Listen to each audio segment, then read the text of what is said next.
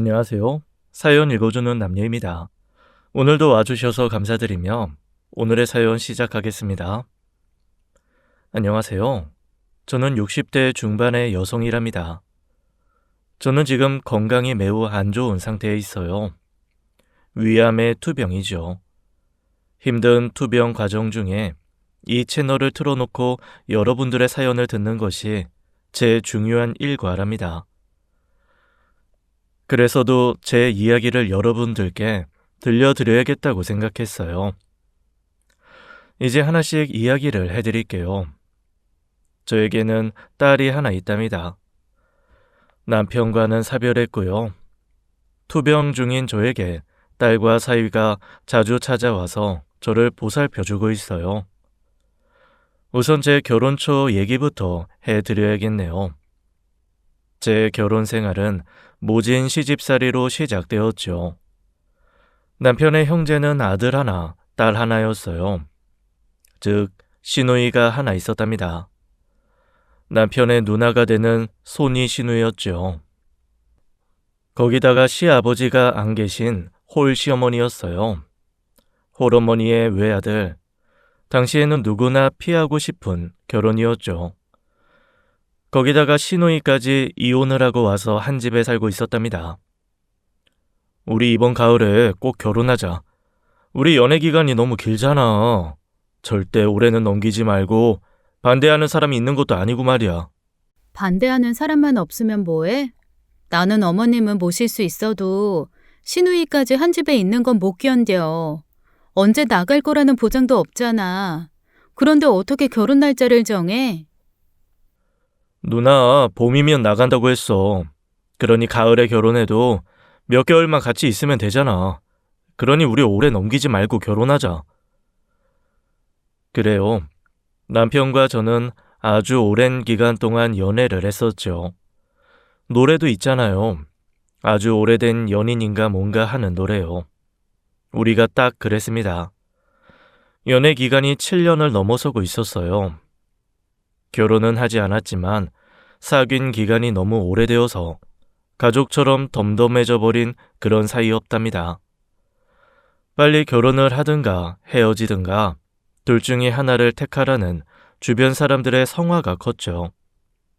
그런데 저는 시누이까지 있는 시집에 들어가는 게 정말 싫었답니다. 저희 세대가 아마도 부모를 모시는 마지막 세대가 되겠죠.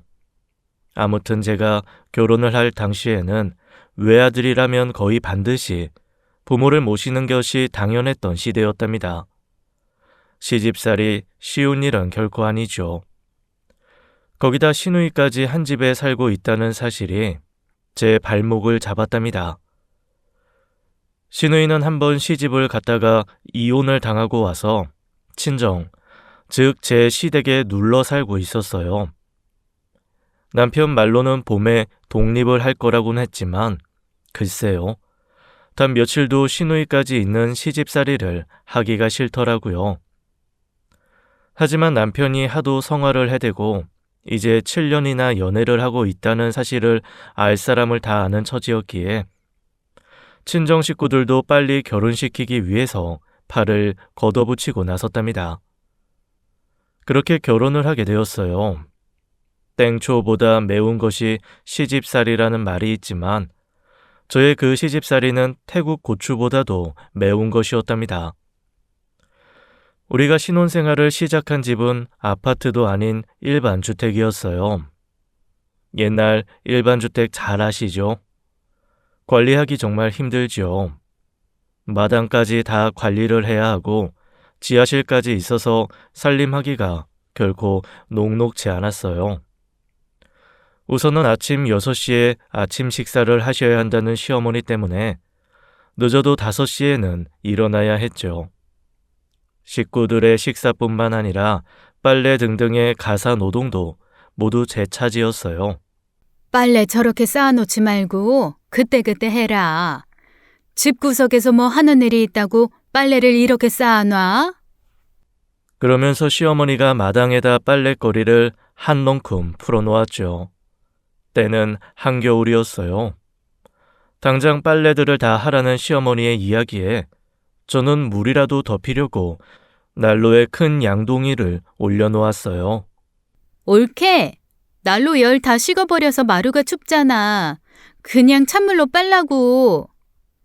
형님, 빨래 찬물에 하면 때가 잘 안 져요. 물이 더워야 비누도 잘 녹고 그래야 깨끗해진다고요. 경이 말 맞다나. 마루 춥다. 찬물 데우느라 열 다 식어버리니 그냥 찬물에 빨아라. 한겨울에 그것도 마당에서 찬물에 빨래를 하라니요. 어머니, 손이 곱아서 그건 못하겠는데요. 손에 힘을 써야 빨래가 되죠. 찬물에 계속 손을 담그고 어떻게 손에 힘을 써요. 물 데워서 천천히 할 테니까 그냥 신경 끄세요. 아니면 형님하고 저하고 나눠서 하면 되겠네요. 어차피 형님 빨래하고 어머니 빨래가 절반이 넘으니까 저하고 같이 해요. 그러면 힘이 좀 나눠지니까 찬물이라도 어떻게 빨아볼 수 있겠어요. 뭐야? 너 지금 손이 시누이한테 빨래를 시키겠다는 거냐? 어디서 배워먹은 버릇이야? 형님도 어린애는 아니시잖아요. 제가 형님 빨래 해드리려고 결혼한 것도 아니고 자기 빨래 정도는 자신이 하셔야죠. 저는 이렇게 해서 꽝꽝 얼어붙을 것 같은 찬물에 빨래를 하지 않고 버티고 넘어갔답니다. 그런데 시집살이는 이것뿐만이 아니었어요.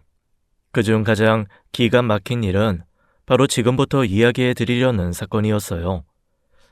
어느 날 시어머니가 시장에서 뭔가를 배달시켰다고 하더군요. 커다란 박스 2개가 배달되어 왔어요. 남자들 둘이 하나씩 나르는 것을 보니까 안에 든 물건이 어지간히 무거운 것인가 보다 싶었죠.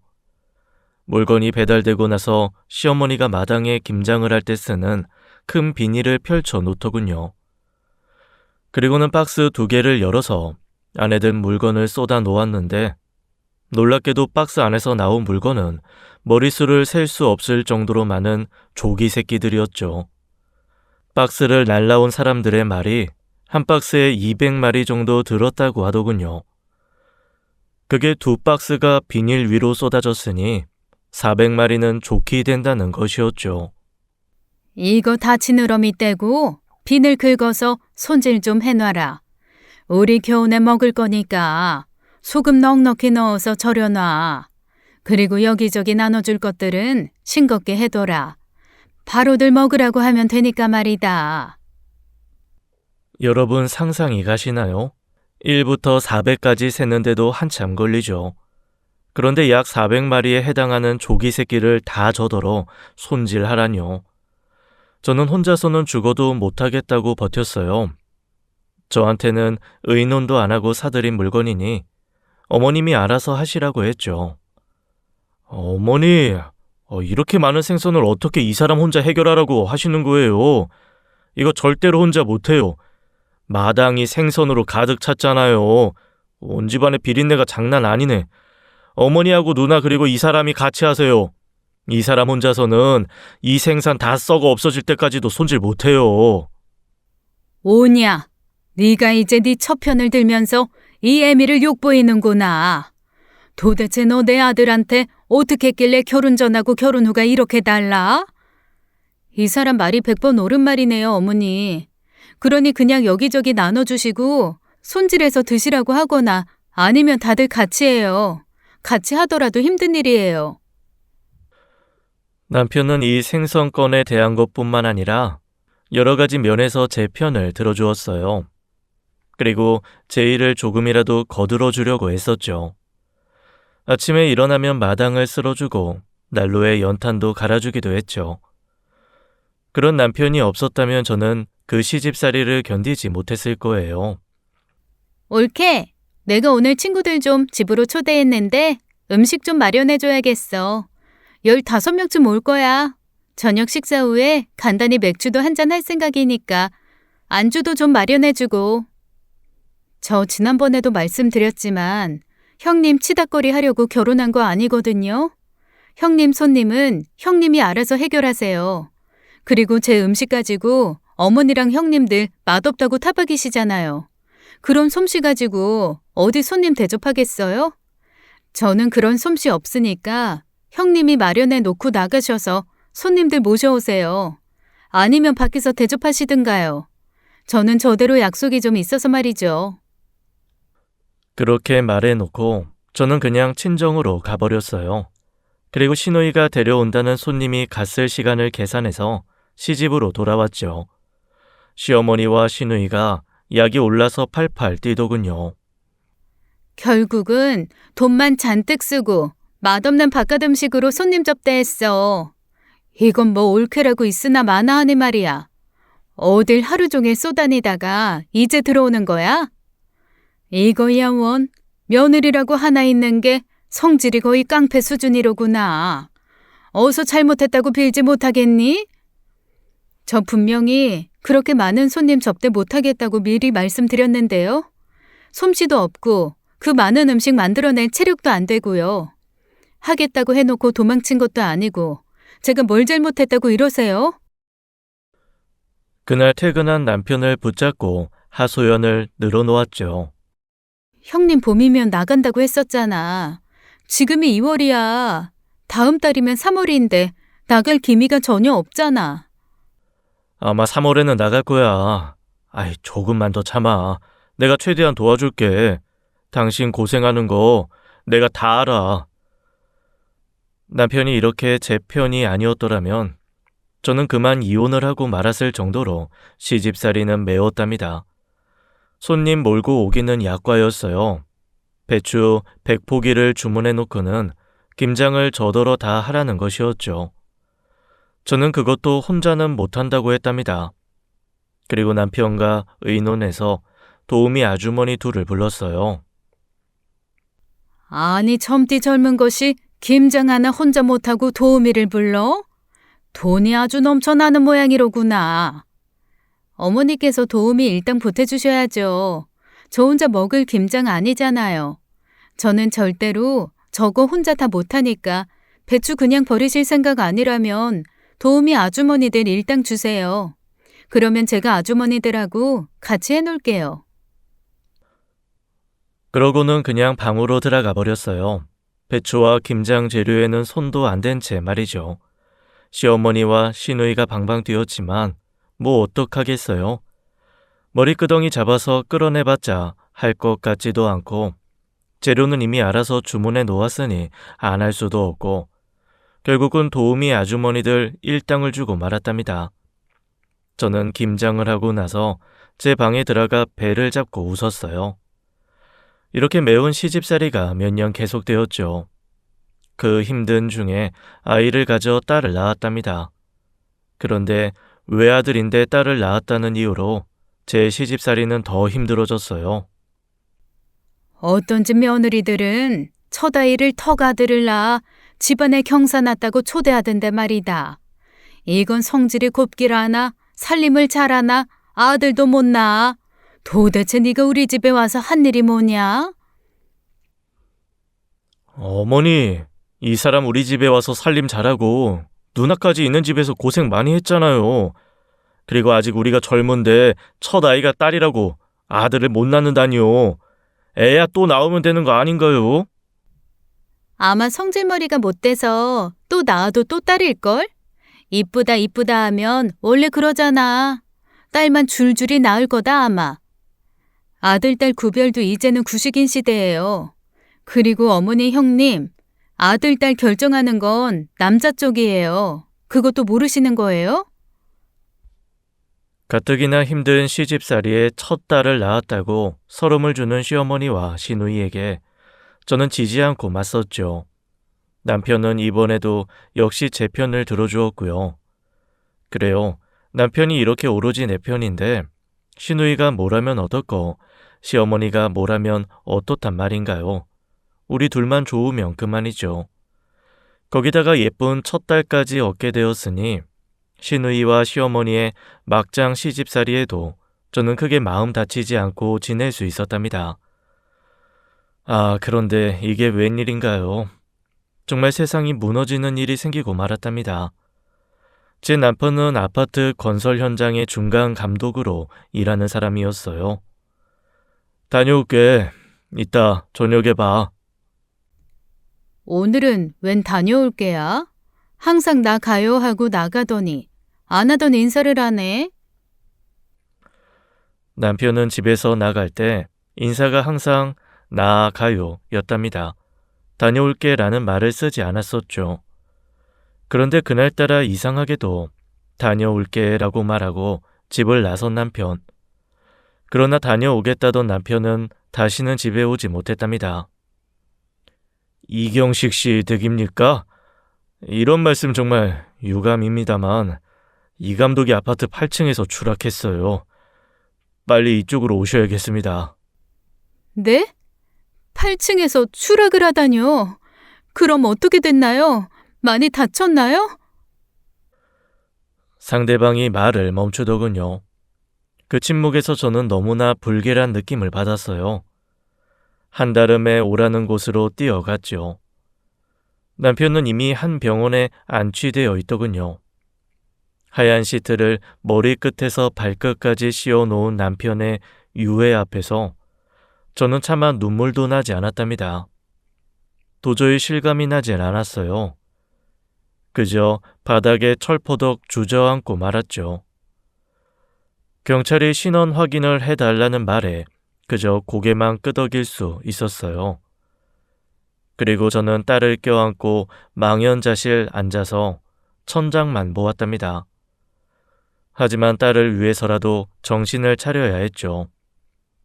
시공회사 측과 보상금 문제도 합의해야 했어요. 보상금 문제는 생각보다 어렵지 않게 합의에 이르게 되었답니다. 약간의 타협은 있었지만 원하는 만큼의 보상금을 받을 수 있게 되었어요. 하지만 이 보상금을 시어머니가 중간에서 꿀꺽해버리고 말더군요. 어머니, 이미 결혼한 사람인데 보상금은 당연히 안 식구와 자식이 수령해야죠. 왜 어머님이 중간에 끼어드세요? 그리고 제가 전업주부인데 무슨 돈으로 미경이를 키워요. 미경이 키우는데 써야 되는 돈이에요. 어머님이 정 이러시면 저 법정 다툼도 불사할 거예요. 뭐야 법정? 멀쩡한 남편까지 잡아먹은 주제에 법정으로 나를 끌어내겠다고? 이 못된 년, 어디 네 맘대로 한번 해봐라. 네, 제 맘대로 한번 실컷 해볼게요. 그간 쌓인 것까지 다 풀어 헤쳐서 실컷 당하게 해드릴 테니까 각오하세요. 그 돈 단 한 푼도 어머니랑 형님께 못 드려요. 인연이 어디서 폐악질이야, 폐악질이. 남편이 살았을 때 얼마나 큰 울타리였는지 보상금을 둘러싼 이 싸움에서 정말이지 마음 아리게 느껴졌답니다. 남편이 있을 때와 없을 때 우선 시어머니와 시누이의 말투가 달라져 있었어요. 2년 전년 욕은 보통이고 말끝에 결국은 제 머리를 잡고 늘어지더라고요. 너 어디 한번 실컷 당해봐라. 그동안 네가 남편 백 믿고 건방지게 살아왔다만 우리도 그동안 참을 만큼 참았어, 이 나쁜 년아. 뭐라고 말씀하셔도 절대로 보상금은 단 한 푼도 못 드려요. 저하고 미경이가 있는 한 절대로 안 된다고요. 그 사람 목숨값이에요. 그 사람의 아이를 키우는데 당연히 써야죠. 아들이라면 모르겠다. 아들도 아닌 딸년 키우느라고 내 아까운 아들 목숨값을 내놓으라는 말이냐? 그렇게는 절대로 못한다. 그렇고 말고요, 엄마. 딸년 하나 키우는데 무슨 돈이 그렇게 든다고. 내 동생 목숨값을 가져간대. 생각도 말아라, 이년아. 법적으로 분명히 그 수령권은 저한테 있어요. 합의도 저하고 했고요. 법정소송 들어갈 거예요. 그때 후회하지 마시고 지금 내놓으시죠. 너 이년, 내 아들 잡아먹은 년. 어서 이 집에서 나가거라. 안 나가면 내가 아주 드러낼 테니 알아서 해. 때는 장마철이었죠. 장대비가 주룩주룩 내리는 날이었어요. 시어머니와 시누이가 힘으로 저와 딸아이를 집 밖으로 내치려 하더군요. 나하고 미경이 이 집 귀신 될 테니까 어디 할 테면 해보시죠. 쫓아낼 거라면 보상금을 다 내놓으시던가요. 이러시면 천벌받아요. 하늘이 무심치 않으실 거라고요. 네 년이 이젠 악담까지 하는구나. 그래, 어디 두고 보자. 하늘이 무심한지 무심치 않은지 말이야. 어서 그 쓸모없는 딸년 데리고 나가지 못해? 저 죽어도 이 집 식구고 미경이 누가 뭐래도 이 집 자손이에요. 집을 두고 나가라뇨? 저와 미경이한테 이 집에 대한 권리 있어요. 조목조목 따지는 저한테 가차없이 폭력이 날아왔죠. 저도 가만히 있지는 않았어요. 눈에는 눈, 이에는 이였죠. 저도 신우의 머리채를 잡고 늘어졌죠. 그리고는 확 밀어버렸어요. 신우이가 벽에 부딪히며 비명을 지르더라고요. 아이는 그악스럽게 울고 머리끄덩이 잡고 잡히고 그야말로 집안이 난장판이 되고 있었어요. 저는 아이를 들쳐 업고는 마루에 있는 기둥을 붙잡고 늘어졌죠. 이 기둥 뿌리까지 같이 빼서 내쫓으려면 마음대로 하세요. 그렇게 저랑 미경이 보기 싫으시면 두 분이 나가시든가요. 저는 절대로 못 나가니까. 악을 쓰며 기둥까지 부여안고 버텨보았지만 두 사람의 힘을 당할 수는 없었어요. 저와 아이는 결국 집 밖으로 내쳐지고 말았답니다. 비는 여전히 장대처럼 굵게 쏟아지는데 아이와 저는 매정하게 대문 밖으로 버려지고 말았던 것이었어요. 그 비를 다 맞으며 딸아이를 껴안고 한없이 울었죠. 당장 갈 데가 없었어요. 아이는 계속 울어대고 아이를 업고 그 빗속을 계속 걸었답니다. 비가 계속 내려 너무 추웠어요. 돈은 한 푼도 없고 친정까지 자그마치 3시간 가까이를 걸어서 갔죠. 아이고, 불쌍한 것. 젊은 나이에 남편 잃은 것도 불쌍한데 시집 노인네가 보상금까지 처먹고 쫓아내? 내가 못 참는다. 당장 그 집으로 가자. 엄마, 그 인간들 상대할 인간들 못 돼. 내가 이 약물과 어떻게든 여발한 듯이 잘 살게요. 그 집 식구들이 나 쫓아낸 거 후회하게 만들 거야. 엄마 걱정 말아요. 나 자신 있어. 친정 엄마가 흥분하시며 당장이라도 시집으로 뛰어갈 기세셨어요. 아버지는 한숨만 푹 내쉬며 벽을 바라보고 말씀이 없으셨죠. 우리 친정집, 친정이라고 와서 말은 자신 있게 했지만 친정에서는 전혀 도움을 받을 수 있는 형편이 아니었답니다. 친정 아버지가 경영하시던 작은 가게가 요즘 들어 형편이 좋지 않았어요. 거기다가 형제들은 많아서 들어가는 돈이 적지 않았고 당장 저와 딸이 어디 끼어서 잘 공간조차도 마땅치 않았답니다. 적자를 견디면서 악화 일로를 걷는 친정 아버지에게 손을 내밀 수는 없었죠. 이 친구 저 친구에게 전화도 해보았어요.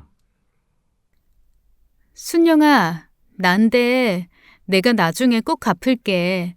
당장 갈 곳이 없어서 그래. 그저 산꼭대기 단칸방 정도만 있으면 돼. 꼭 좀 빌려줘. 은혜는 잊지 않을게. 순영이라는 초등학교, 중학교 동창이었죠. 아마 이 친구가 10번째 정도 전화한 친구였을 거예요. 친구가 제가 있는 곳으로 왔더군요. 그러면서 제 손에 손수건에 꼬깃꼬깃 싼 돈을 꼭 쥐어주는 거였어요. 이거 가지면 저 달동네에 방 한 칸은 되지 않을까 싶다. 이쪽 평지나 살만한 곳에 갈 돈은 못 돼.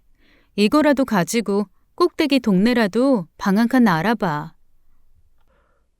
그렇게 해서 저와 딸이 있을 방을 한 칸 마련할 수 있었답니다. 방은 저와 딸이 누우면 꽉 들어차는 정도의 크기였고 집으로 올라가다가 허리 한번 잘못 펴면 뒤로 넘어갈 것 같은 경사로 꼭대기에 있는 집이었지만 저와 딸에게는 궁전 같은 보금자리였어요. 그렇게 시집에서 쫓겨난 지 얼마 안 되는 날 저는 시집에 관한 한 가지 소식을 듣게 되었어요. 보상금은 이미 다른 친척 통장으로 입금시켜 두었다는 것은 알고 있었죠. 이번 소식은 놀라운 소식이었답니다. 저와는 잘 지냈었고 그 아주머니께는 제가 있는 곳을 알려두었었던 옆집 아주머니로부터였어요. 태풍 피해에 관한 라디오 뉴스가 밤새 지속된 바로 다음 날이었죠. 미경 엄마, 큰일 났어. 글쎄 미경이네 본가가 물에 휩쓸려 떠내려갔다오. 동네 개천이 넘치는 바람에 물에 집이 폭삭 휩쓸렸다니까. 아이고, 사람도 못 찾았어요. 네? 뭐라고요? 사람도 못 찾았다뇨? 그럼 미경이 할머니하고 고모가 변이라도 당했다는 거예요? 그렇다니까. 아직 못 찾았다고 찾고 있다곤 하는데 물에 떠내려간 사람을 못 찾았다니 거진 반 이 세상 사람 아니라고 봐야지. 수색대가 며칠을 두고 수색했지만 두 사람은 결국 찾지 못했다죠. 사실상 사망한 것이라고 경찰이 제게 귀뜸을 하더군요. 어쨌든 남은 식구는 저밖에 없었기 때문에 제가 장례를 치러야 했죠. 장례를 치르면서 여러 가지 생각이 들었답니다. 처음 시집 와서 모질기만 했던 그 시집살이, 그리고 마지막 나오는 날까지 못되게만 굴었던 사람들. 하지만 어쨌든 아이의 할머니였고 고모였어요. 마음이 착잡하더군요. 그리고 세상 사는 일, 정말 별거 아니다 싶은 생각도 들었어요. 그렇게 기세가 등등했던 사람들이 한순간에 이 세상 사람이 아니게 되었다는 사실이 허무하기도 했답니다. 그래서 세상을 착하게 살아야겠구나 싶은 생각도 하게 되었고요.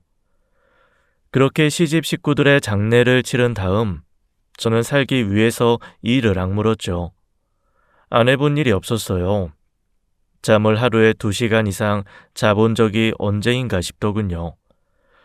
낮에는 남의 집 파출부 일, 공사장 벽돌 지고 올라가는 일까지 할 수 있는 건 다 했고, 밤이면 부업으로 봉투 붙이는 일, 수 놓는 일까지 밤잠을 줄여가며 다 했답니다. 그렇게 어렵게 사는 사이에 좋은 분들을 얼마나 많이 만났는지 몰라요. 봉투 붙이는 공장의 사장님은 아이 과자 사주라며 조금씩 더 일당을 주시곤 했죠. 그리고 공사장의 감독은 제 듬찜의 벽돌을 짐진 몇 개씩이라도 빼주곤 했어요. 다행히 딸은 건강하고 착하게 잘 자라주었어요.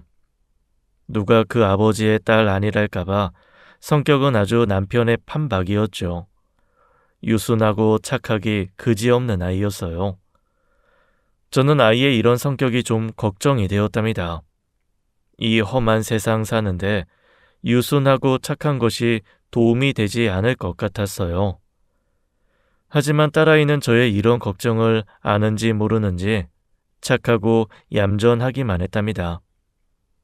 제 손은 이제 나무 등걸인지 사람 손인지 구별이 안 가게끔 되어 있었어요. 그렇게 해서 딸을 키웠죠. 그리고 이제 그 딸 아이가 자라서 혼기를 앞두고 있었답니다. 그 사이 제가 흘린 눈물은 아마도 한강물의 절반 정도는 될 거예요. 그런 딸이 이제 결혼을 하겠다며 제 앞에 사윗감을 데리고 왔을 때 왜 이렇게 주책 없이 눈물이 흐르던지요. 사윗감은 영업 쪽 일을 하는 사람이었는데 성격이 마치 먼저 떠난 미경이 아빠가 생각날 만큼 자상했답니다. 저한테도 딸한테도 그렇게 자상하게 잘 할 수가 없었어요. 어머니, 미경 씨 저 주십시오. 호강은 못 시키더라도 눈에서 눈물 나게 하는 일 절대 없게 하겠습니다. 어렵게 키우셨다는 말씀 다 들었어요. 제가 아들 노릇까지 다 할게요.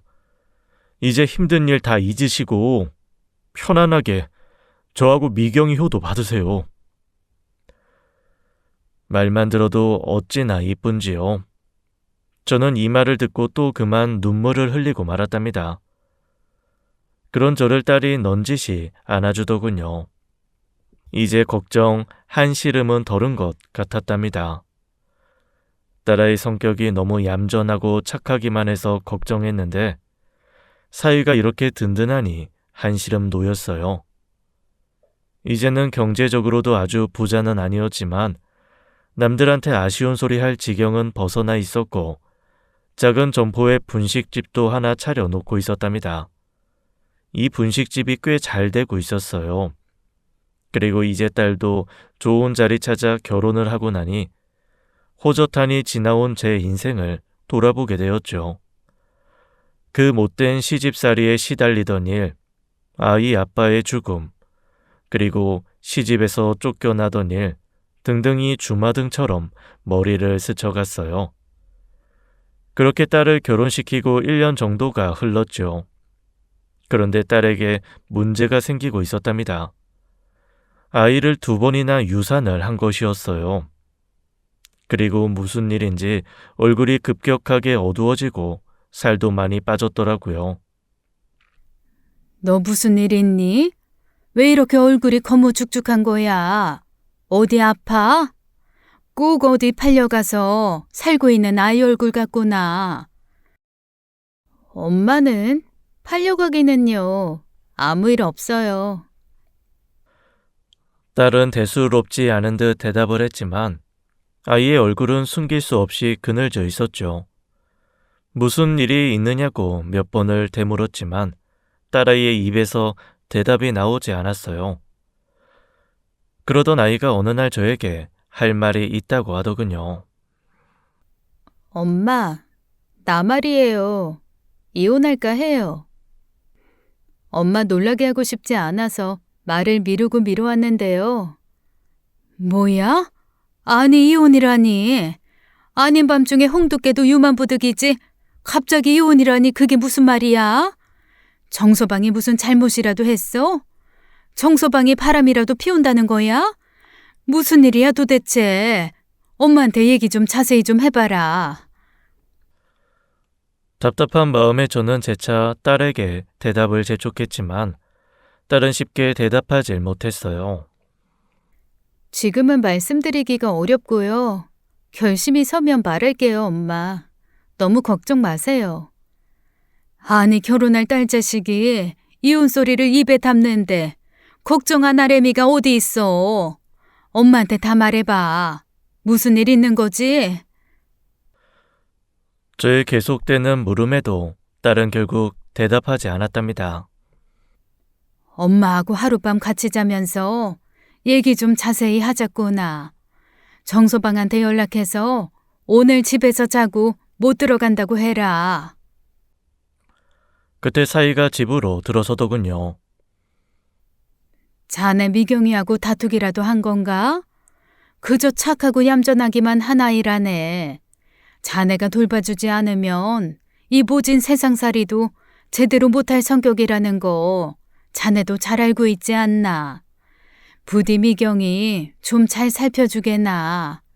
무슨 일이 있어서 이혼 소리가 애 입에서 다 나오는 건가?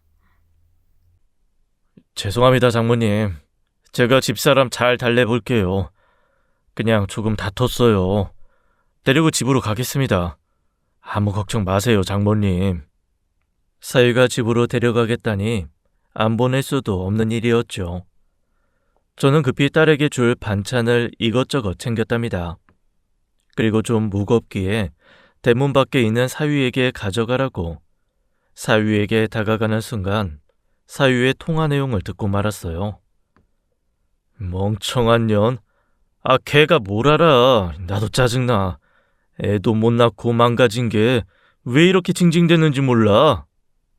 자네 지금 우리 미경이를 두고 하는 얘긴가? 도대체 그게 무슨 막대먹은 소리야? 우리 미경이더러 멍청하다고? 게다가 애도 못 낳고 망가져? 이게 도대체 다 무슨 소린가 말일세.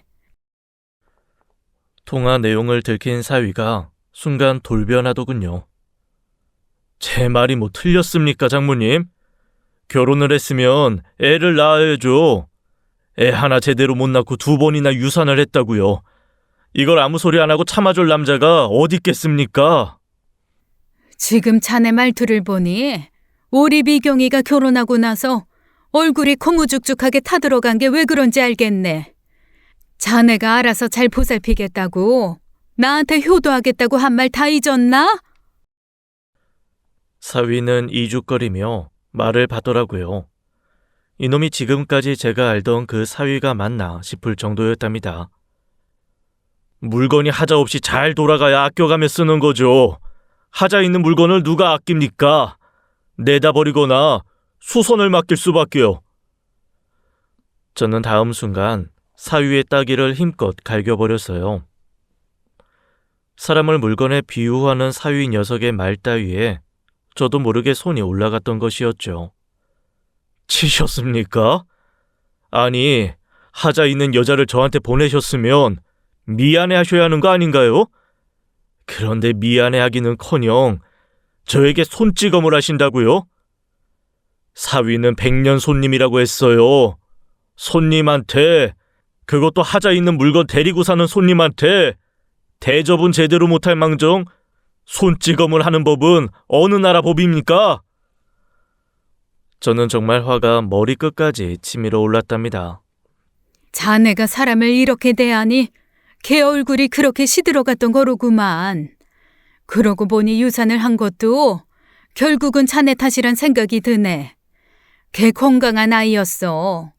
그런데 유산을 2번씩이나 했다면 그건 자네가 걔한테 못할 짓이라도 한 모양이구만 그래. 제가 외아들이에요.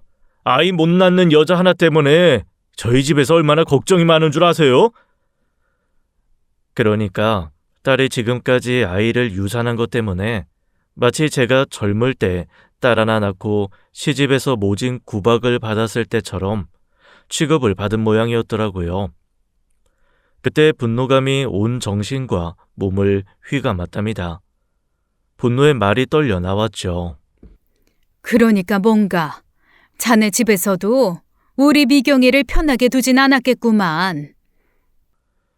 어느 집에서 외며느리가 아이를 못 낳는데 편하게 놔둔단 말씀이세요? 첫 아이 유산했을 때 집에서 얼마나 걱정들을 많이 하셨는데요.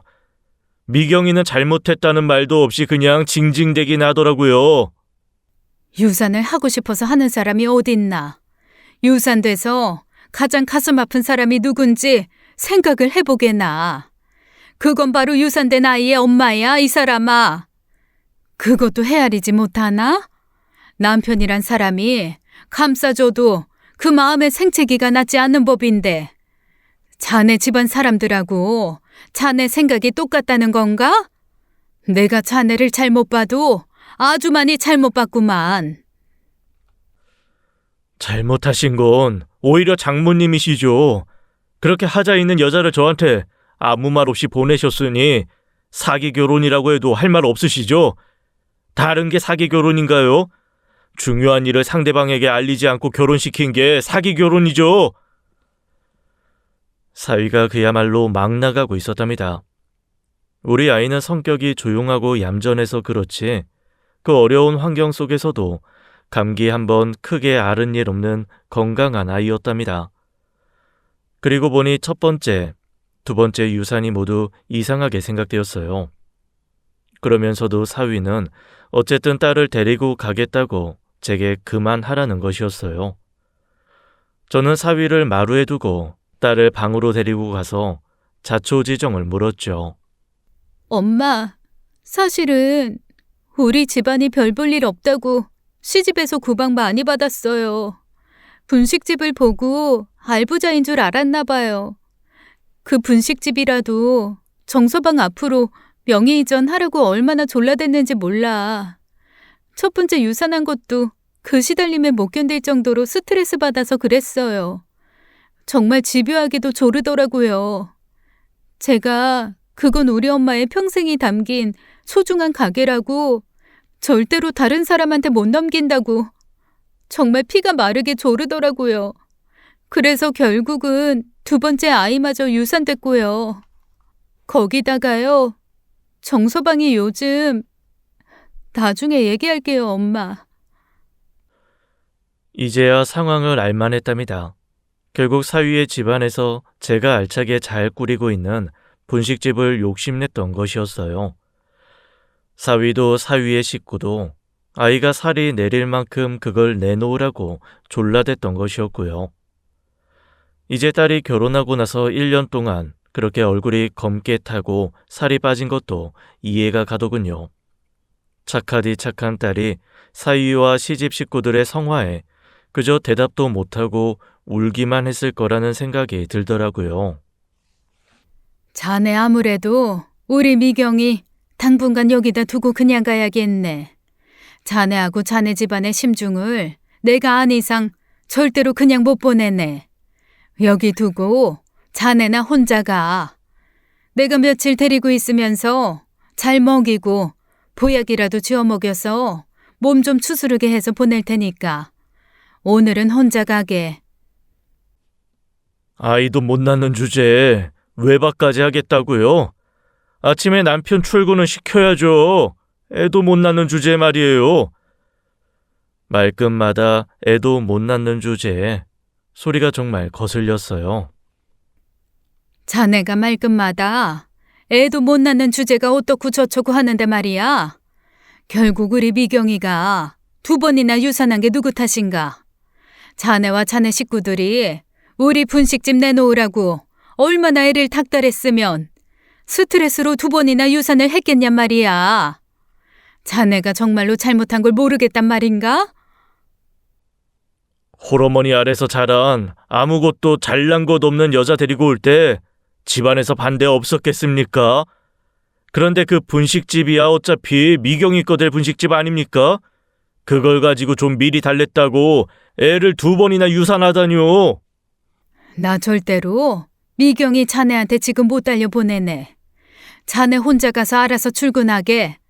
그리고 며느리를 애 낳는 기계나 아니면 가게 뜯어먹으려는 수단으로 아는 사돈집과는 이제는 모르는 걸로 하고 지낼 걸세.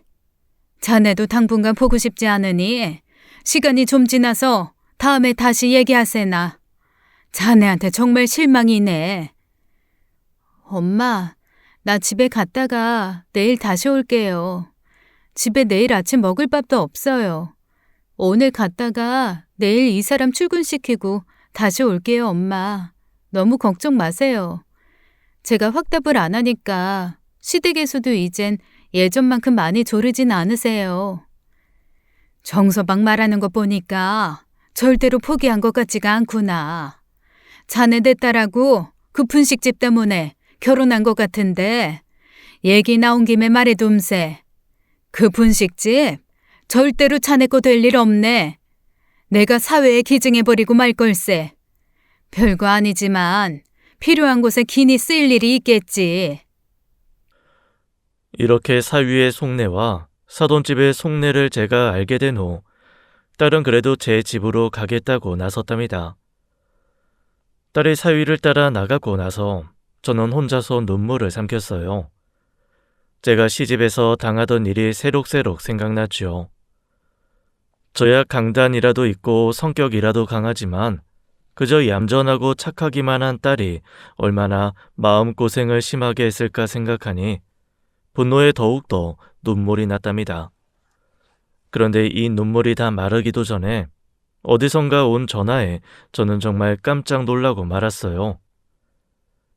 이미경 씨 모친 되십니까? 지금 병원입니다만 차 사고가 나서요. 이미경 씨와 정승원 씨가 많이 다치셨습니다. 병원으로 빨리 좀 와주셔야겠습니다. 앞뒤 돌아볼 겨를도 없이 병원으로 달려갔죠. 가보니 사위는 팔이 부러지고 갈비뼈가 몇 개 골절이 되어 있더라고요. 그런데 딸의 상태는 더욱 심각했어요. 머리를 다치고 장기를 많이 다쳐서 의식이 없는 상태였답니다. 미경아, 미경아, 이게 무슨 일이냐? 내가 너를 어떻게 키웠는데 이게 도대체 무슨 일이야? 미경아, 엄마다. 눈 좀 떠봐라. 저는 그날로 생업이던 분식집을 닫고 딸에게 온통 매달려 간병을 했답니다. 딸에 비해 가벼운 부상을 입었던 사위는 먼저 퇴원했죠. 자기는 퇴원을 하고 딸은 아직 의식도 없는데도 사위 놈은 찾아오지도 않더군요. 한 달 동안 한 번도 찾아오지 않기에 저는 마음을 먹고 사위를 병원으로 불렀어요. 집에서 키우던 강아지가 다쳐서 동물병원에 입원해 있어도 이러는 법은 없네. 그런데 하물며 사람이, 그것도 평생을 같이 하겠다는 안 사람이 다쳐서 병원에 입원을 해서 의식도 없는 판국에 자네가 한 달이 넘도록 병원에 안 찾아와? 자네 이게 도대체 무슨 짓인가? 안 사람이 이렇게 됐으면 상식적으로 남편이 울며 불며 옆에 붙어 있어야 하는 거 아니냐 말일세. 사위가 어리둥절한 얼굴로 눈을 동그랗게 뜨고 제게 말대꾸를 하더군요. 저희 어차피 이혼하려던 차였어요, 장모님. 그런데 마침 이렇게 사고가 났네요. 이혼하려던 마누라 찾아다니며 울며 불며 하는 남자도 있습니까? 강아지야 계속 키울 거니까 찾아다니며 울며 불며 하겠죠. 저희는 이혼하려고 했었다니까요. 자네 아주 이제 막 나가자는 거로구만. 이혼할 땐 하더라도 내 딸하고 자네 아직 부불세. 남편으로서 할 도리는 다 하고 나서 이혼이든 재혼이든 하란 말일세. 이미 제 전화통화 다 듣지 않으셨던가요? 멍청한 여자라고 했던 거, 미경이라는 거 다 아실 테고요. 하자 있는 물건이라고 했던 것도 다 기억하시죠? 이미 사위한테 오만정이 다 떨어져 버린 저였지만 딸의 의식도 없이 사경을 헤매고 있는 와중에 이런 말을 짓거리는 사위를 보니 더욱더 분노로 몸이 떨렸어요. 거기다가 사위가 한술 더 뜨더군요. 미경이가 이제 식물인간이나 마찬가지니 말이죠. 장모님이 대리인 되셔서 이혼이나 빨리 되도록 해주시죠. 사위가 또 이죽거리며 이렇게 말하더군요. 이혼? 누구 좋으라고 이혼을 해준단 말이야. 내가 무식한 식당집 아줌마라고 날 무시하는 모양인데 나도 여기저기 알아보았네. 여자가 아이를 못 낳는 것 가지고는 이혼은 절대로 못한다네. 혼인관계를 계속할 수 없는 사유로 치진 않는단 말일세. 알아듣겠나? 내 딸이 어쩌다가 저렇게 사고가 났는지 정확한 이유를 내 딸아이에게 듣기 전까진 절대 안 되네. 그리고 말했지만 분식집도 자네한테 줄 생각은 전혀 없으니 그것도 명심하고 말일세. 제 당연한 말에 사위는 할 말이 없었던지 그날은 그냥 물러가더라고요. 하지만 한 달 동안이나 찾아오지도 않던 놈이 그 다음 날부터 풀방구리에 쥐 드나들듯 하면서 저를 조르기 시작하는 것이었어요. 애정 없는 결혼 생활 더 연장해서 뭘 하겠습니까, 장모님? 거기다가 이제 식물인간이나 다름없는 사람 아닙니까? 제가 평생 식물인간이나 다름없는 사람과 같이 살아야 하나요? 아마 다른 집 같으면 마음 고쳐먹고 새 장가 가라고 했을걸요? 뭐야, 새 장가? 자네가 운전하던 차를 타고 가다가 이렇게 된 애야. 일말의 책임감도 없단 말인가? 도대체 자네는 어떻게 생긴 사람이야? 그 속이나 한번 들여다보고 싶구만. 그랬더니 사위의 말이 또 가관이었어요. 도저히 이혼을 못 시켜주시겠다면 분식집이라도 넘겨주세요. 식물인간이나 마찬가지인 사람하고 살아주는데 그 정도는 당연히 해주셔야 하는 거 아닌가요? 네, 다시 한번 말하네만 절대로 이혼은 못 해주네. 내 딸이 일어나서 이혼을 하겠다고 한다면 모를까? 지금 상태에선 절대로 이혼 못 해줘. 분식집 명의도 변경되는 일은 절대 없을 거고 한마디로 꿈 깨게나. 이런 식으로 내 딸을 1년 이상을 피를 마르게 했을 거라고 생각하니 제 피가 거꾸로 솟는 것 같았답니다. 그리고 딸을 돌보는데 온 힘을 기울였죠. 그렇게 희망 없는 몇 개월이 지나고 있었답니다. 사고가 난 지 약 3개월이 지났을 무렵이었어요. 그날도 딸을 돌보다가 딸이 누워있는 침대에 엎드려 잠시 눈을 붙였죠. 꿈에서 자꾸 누가 제 옷가락을 잡아당기더라고요. 미경 엄마, 일어나요. 어서 일어나라니까. 여보, 여보, 우리 미경이가 많이 아파요. 거기서 기도 좀 많이 해줘요. 제발 우리 미경이 빨리 일어나게 해달라고 말이에요. 어서 일어나서 미경이 데리고 돌아가라니까. 어서! 그러면서 남편이 자꾸 제 옷자락을 잡아당겨 저를 일으키는 것이었어요. 그러곤 남편이 멀어지고 저는 남편을 부르며 잠에서 깨었죠. 그런데 잠에서 분명히 깼는데도 제 옷자락을 누군가 잡아당기는 힘이 느껴졌죠. 희미했지만 분명히 제 옷을 누군가 잡아당기고 있었어요. 얼른 몸을 일으켜 옷자락을 보았죠.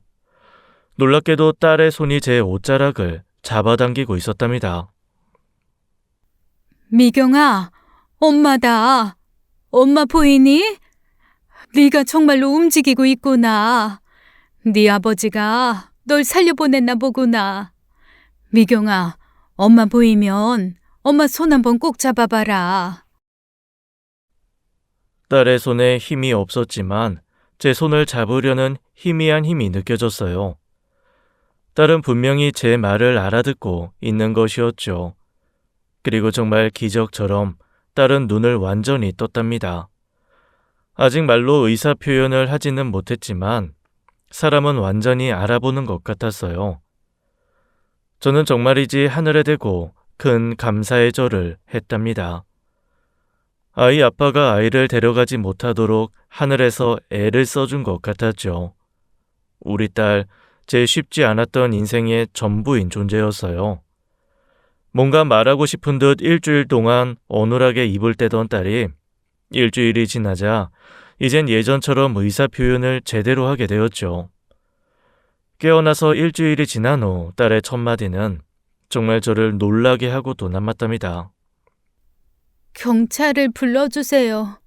제가 꼭 신고해야 할 일이 있어요.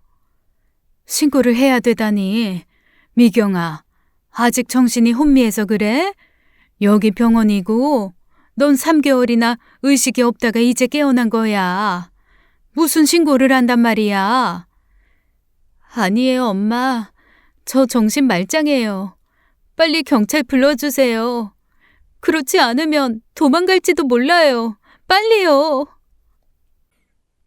하도 딸이 경찰을 불러달라고 간절하게 부탁하기에 저는 딸이 해달라는 대로 경찰을 불러주었어요. 경찰이 병원으로 왔고 딸이 경찰에 이것저것 진술을 하더군요. 그 얘기는 정말 믿고 싶지 않을 정도로 무서운 얘기였어요. 제 앞으로 생명보험이 많이 가입돼 있을 거예요. 엄마, 내가 엄마한테 이혼할까라고 했던 건 말이에요. 분식집 건으로 정말 피가 마르는 와중에 정서방의 외도를 알게 됐고, 그래서 엄마한테 나중에 증거가 될까 싶어서 말한 거예요. 그리고 엄마 속상하지 않도록 이혼을 다 하고 천천히 말씀드리려고. 그리고 경찰이 얼마 후에 조사 결과를 가지고 병원을 찾았죠. 조사를 해보니 이미경 씨 말씀대로 생명보험이 여러 개 가입되어 있더군요. 그리고 자동차 사고의 경위를 자세히 감정하고 조사했습니다. 사위분께서 일부러 조수 쪽으로 핸들을 급히 조작하신 것이 틀림없어요. 그리고 사위분께서 만나는 다른 여자분이 계신 것 같습니다. 그 여자분은 일단 참고인 신분으로 저희가 신병을 확보한 상태입니다. 딸이 계속되는 이야기로는 사위의 그 외도는 하루 이틀 된 것이 아니더군요. 결국 우리 분식집과 보험금 전부를 노렸던 것 같았어요.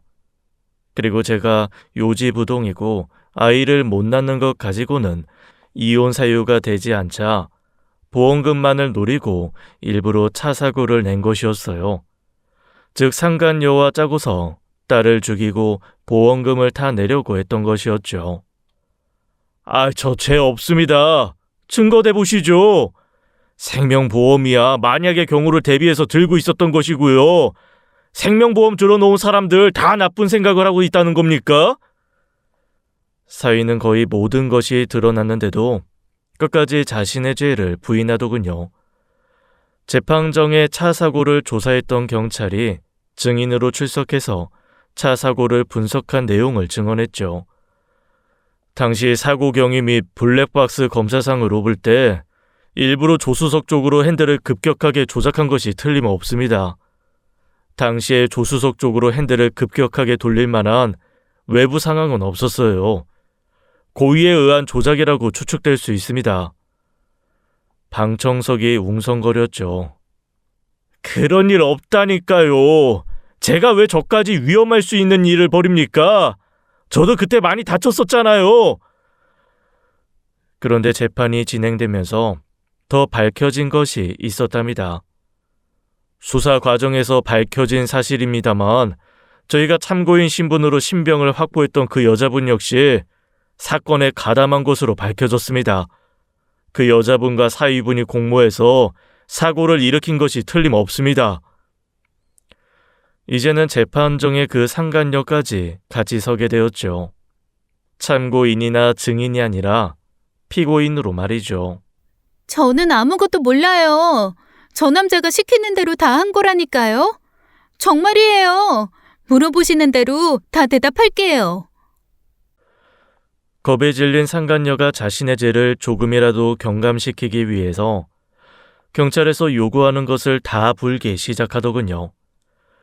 그래서 사위가 부인하는 것까지 모두 백일하에 드러나게 된 것이었죠. 결국 사위의 죄는 살인 미수로 결정지어졌답니다. 꽤 높은 징역형을 받았죠. 저는 딸을 도와 이혼을 하게 하고 집으로 데려와서 정성으로 돌봤어요. 심성도 여린 것이 사람에게 크게 상처받고 얼마나 상심할까를 생각하니 정말이지 가슴이 시리도록 아팠답니다. 어떻게 보면 세상만사 돌아가는 이치가 참 간단한 것 같기도 해요. 바로 사필귀정이라는 네 글자에 세상 이치가 다 담긴 것 같더군요. 그토록 사람을 못살게 굴고 아들이 죽은 마당에 어린 손녀까지 딸린 며느리에게서 보상금을 뺏고 내쫓은 사람들의 말로와 사위의 말로가 어찌 이렇게 비슷한지요. 저의 정성 어린 보살핌으로 딸은 이제 거의 정상을 되찾아가고 있답니다. 사람으로부터 받은 상처 때문에 정신과 치료도 오래 받았죠. 하지만 경과가 좋아서 곧 약을 끊어도 될 것이라는 주치의의 견해가 있었죠. 그리고 딸은 저와 함께 분식집 일에 열중하고 있답니다. 그렇게 세월은 또 무심히 6년이나 흘렀죠. 그 사이에 딸의 재혼에 중신을 서겠다는 얘기가 몇 번 나왔지만 딸이 고개를 절레절레 흔들더라고요. 그런데 인연은 다 따로 있는 것인가 봐요. 제 친구 하나가 자신의 조카를 데리고 우리 집 분식집에 왔던 적이 있었어요. 얌전하게 서빙을 하는 제 딸을 친구와 그 조카라는 사람이 유심히 보았던 모양이더군요. 그 친구는 우리 집 사정을 너무나 잘 아는 사람이었죠. 며칠 후에 그 친구가 혼자 우리 가게를 다시 찾았어요. 예, 그때 같이 왔다가 인사시킨 내 조카 말이야. 그 애가 미경이를 보더니 마음에 있는 모양이더라. 내 조카도 미경이하고 비슷한 케이스야. 마누라가 바람나서 이혼한 거지. 마음이 크게 다쳐서 그런지 재혼은 싫다고 했었는데 미경이를 보고는 한눈에 마음에 들었나 봐. 미경이가 초혼일까 해서 말을 못하고 있었는데 조심해서 말을 꺼내더구나. 그리고 자초지종을 알고 나더니 아주 목을 매지 뭐냐. 미경이를 정식으로 소개시켜달라고 말이야. 우리 두 아이들 묶어주자. 비슷한 상처를 가진 사람들이니까 서로의 처지도 이해할 거고 내가 보기엔 잘 어울리는 사람들인 것 같다. 친구가 이렇게 은근히 제게 중요한 말을 던지더군요. 그러면서 조카 자랑이 늘어지는 거였어요. 성실하고 인물도 좋고 집안도 부자는 아니지만 양친 다 계신 집안에서 단란하게 자란 사람이고 등등. 하지만 사람으로 한번 다친 딸과 저는 몸을 사릴 수밖에 없었어요. 그러나 오래 생각해서 결정한 끝에 친구와 저는 선을 주선했고 이후에 딸과 그 사람은 서로를 이해해가며 함께 일생을 보내기로 약속을 하게 되었던가 봐요. 새 사위는 중장비 기사인데 얼굴만 봐도 성실함이 느껴지는 사람이었죠. 조금 감옥한 것이 흠이라면 흠이라고 해야 할까요? 아니, 감옥하기보다는 좀 수줍어하는 성격이라고 해야 할 것 같네요. 그렇게 딸은 이혼 후 6년 만에 재혼을 했답니다. 새 사위는 수줍은 성격이지만 자상하고 살가운 사람이죠. 스트레스를 받을 일이 없는 딸은 걱정과 달리 건강하게 아들 하나, 딸 하나를 낳고 잘 살고 있답니다. 유산도 몇 번씩 하게 되면 습관성이 된다고 해서 크게 걱정을 했었거든요. 하지만 기우였어요. 지금까지 제 일생과 딸에 대한 이야기를 들려드렸습니다. 기구하다면 기구한 인생이죠. 하지만 저는 그렇게 기구하다고만 생각하지는 않는답니다. 아무리 힘들어도 미경이 아빠 별이 어디선가 저를 지켜주고 있다는 생각을 한 번도 버리지 않고 살아봤어요. 이렇게 큰 위기에도 그 별은 우리 머리 위에서 빛나고 있었답니다. 항암 치료도 요즘에는 방법이 많더군요. 머리 빠지고 구토하고 하는 정상세포까지 공격하는 항암 치료가 아니라 암세포만 공격하는 치료를 통해서 제 병세도 점점 좋아지고 있어요. 손주들을 보는 재미가 좋은 치료제가 된 것 같답니다. 사위와 딸이 물론 저를 정성으로 돌봐주고 있고요. 저는 이제야 인생 제 2막을 사는 것 같은 느낌으로 행복하게 지내고 있답니다. 이 위암이라는 병도 틀림없이 이겨내고 우리 딸과 사위 그리고 손주들과 오래오래 함께하고 싶어요. 사연 들어주셔서 감사합니다. 지금까지 사연 읽어주는 남녀였습니다. 끝까지 함께해주신 여러분 감사드리며 저희는 다음 사연으로 돌아올게요. 감사합니다.